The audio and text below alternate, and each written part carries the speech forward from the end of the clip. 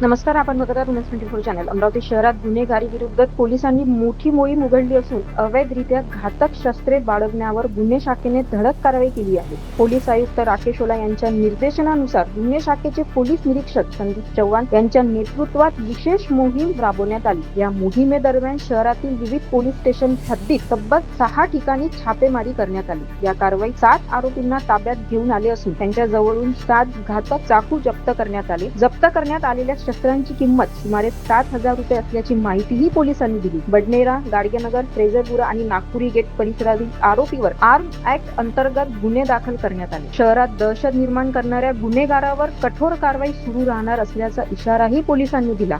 तसेच नागरिकांनी अशा संशयित व्यक्तीबाबत माहिती पोलीस आयुक्त कार्यालय व गुन्हे शाखेला द्यावी असे आवाहनही करण्यात आले. ही संपूर्ण कारवाई पोलीस उपायुक्त श्याम घुगे, रमेश धुमाळ आणि शिवाजी बचाटे यांच्या मार्गदर्शनाखाली पार पडली. अशाच घडामोडीसाठी बघत रहा उमेश 24 चॅनल.